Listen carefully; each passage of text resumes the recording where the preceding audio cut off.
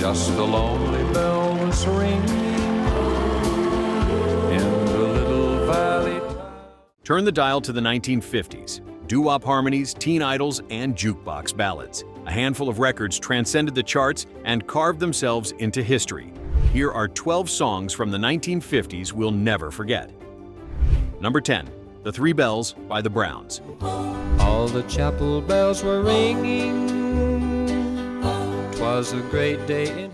Producer Chet Atkins set the tone at RCA Studio B, shaping a session that wrapped in one afternoon with Jim Ed, Maxine, and Bonnie lending understated harmonies. This single relied on a stripped-down arrangement, just a gentle acoustic guitar, upright bass, and a distant church bell effect. And the little congregation prayed for guidance from... Engineered by slamming a metal rod in a stairwell. Rising to number 1 on the charts in 1959, the song's storytelling approach set it apart from standard doo-wop of the era. Families huddled around console stereos on Sunday evenings, the record playing softly beside other sentimental hits of the period. This proved folk-inspired balladry could cross into the pop mainstream, opening doors for similar close harmony groups that followed. Just a lonely bell was ringing in the little valley top. Number 9, To Know Him Is to Love Him by the Teddy Bears. To know him is to love him. A self-financed demo brought together Phil Spector, Annette Kleinbard, and Marshall Lieb at Gold Star Studios, using borrowed guitar amps and a taped-on microphone. I be good to him. I bring love to him. This track snuck in a quirky spoken-word coda, recorded after midnight once most engineers left. Surging to number 1 on the charts in 1958, the single's understated innocence struck a chord with teenage listeners. At that time, AM radio DJs spun it between news bulletins, filling drives home from high school basketball games. This marked the first major hit penned and produced by Spector, demonstrating that raw, homemade recordings could resonate with a national audience. Yes, to know him is to love him. Number 8, Tom Dooley by the Kingston Trio. Hang down your head and cry. Hang down your head and cry. Coffee cups clinked as Dave Guard and the group rehearsed harmonies at Capitol Studios, where subtle banjo accents layered over a steady acoustic backbone. Hang down your head, Tom Dooley. Hang down your head and cry. A single cough at the start, accidentally left in the mix by engineer Voyle Gilmore, gave the track an unexpected intimacy not typical for radio fare. In 1958, it shot to number 1 on the charts, fueling the American folk revival and setting off guitar-buying sprees across college campuses. The record's success made it a fixture at basement parties, where groups practiced its chorus on battered acoustic guitars. This proved traditional folk tales could drive national sales in the age of pop. Hang down your head, Tom Dooley. Hang down your head and cry. Number 7, the Chipmunk song, Christmas Don't Be Late, by David Seville and the Chipmunks.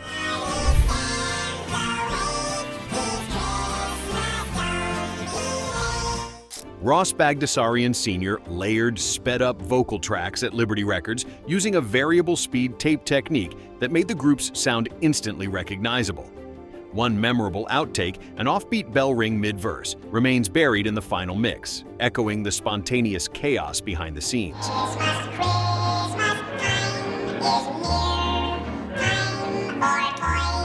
The record burst to number 1 on the charts in 1958, dominating holiday playlists and fueling frantic toy sales nationwide.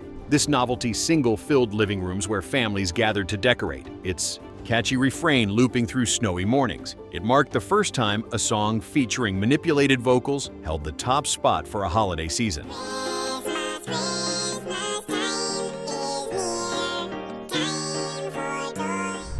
Number 6, It's All in the Game by Tommy Edwards. All in the wonderful game that we know. Tracking ran past midnight at MGM Studios, with pianist Van Alexander orchestrating lush strings around a laid-back vocal. The song's arrangement included a discordant piano flourish midway through, an unplanned moment that stuck for every pressing. Many a tear has to fall,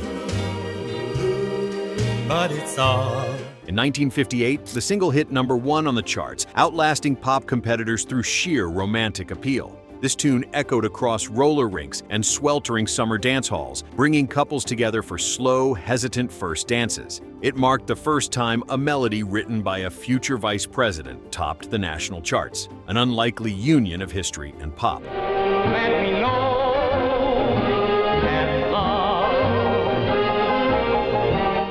Let's take a quick pause before we continue. Which one of these songs brought a memory flooding back? A favorite track, a forgotten moment, or a lyric you suddenly remembered word for word? And speaking of memories, where are you watching from? We've got people tuning in from New York, Chicago, Dallas, Phoenix, and tiny hometowns in between, all reliving these songs together. And tell us, what's your personal pick for the most overlooked hit of 1950? Number 5, Volare, Nel blu dipinto di blu, by Domenico Modugno. Poi d'improvviso venivo dal vento rapito. A bracing session at Fonit Cetra Studios in Milan yielded this cut, with composer Franco Migliacci coaxing each phrase from the musicians through hand gestures and faint whistles. The track included a spontaneous, soaring whoop from the lead vocalist.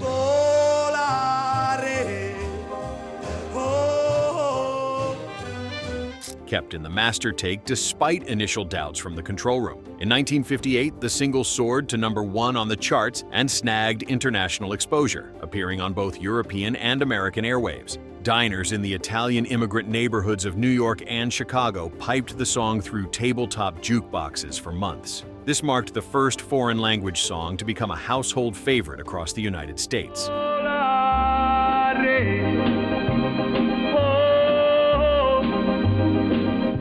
Number 4, Poor Little Fool by Ricky Nelson.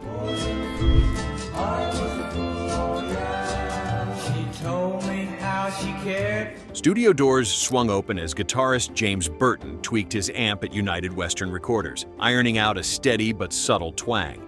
The track's laid-back shuffle came together in just 2 takes. Day when someone else would play love's foolish game with me, poor little fool. With audience giggles accidentally bleeding in from a nearby sitcom taping on the lot. Released in 1958, the song sprinted to #1 on the charts, the first ever to earn that spot with a newly invented ranking method. Throughout that summer, this single became a staple at young adult mixers, where portable 45 players echoed on porches. It proved a TV star could easily cross into authentic pop success, rewriting the playbook for entertainers.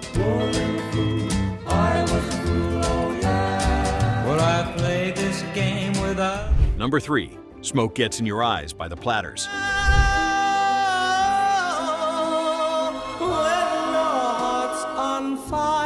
Cultural longing for lush classic melodies swept through late 1950s America, where producer Buck Ram assembled his vocal quartet at Mercury Studios. The arrangement layered guitar arpeggios against gleaming orchestral backing, punctuated by a last-minute cymbal swell that wasn't part of the original chart. Yet today, my love has flown away.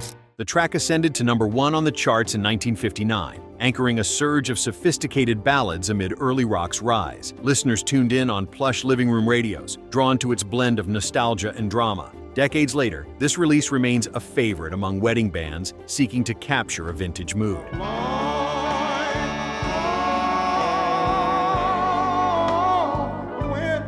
Number 2, Sleepwalk by Santo and Johnny.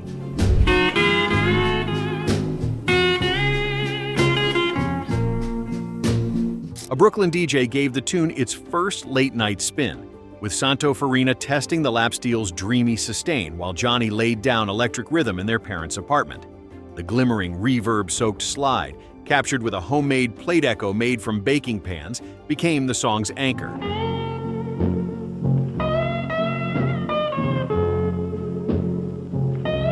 In 1959, it soared to #1 on the charts, riding a wave of word-of-mouth buzz from East Coast clubs to California diners. Teenagers practiced slow dance steps to it in basement rec rooms as the lights dimmed.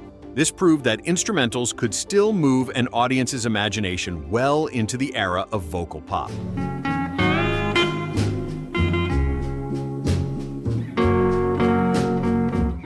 Number 1, Mac the Knife by Bobby Darin. On his hard-earned cash, and now Maggie he's spending Producer Ahmet Ertegun lined up a brass section at Atlantic Studios, crafting a swing-driven arrangement around vocal takes that ran long into the evening. The snap of the snare, a happy accident when stick broke mid-fill, was never edited out. In 1959, the single ascended all the way to number 1 on the charts, holding its ground against sweeping genre changes.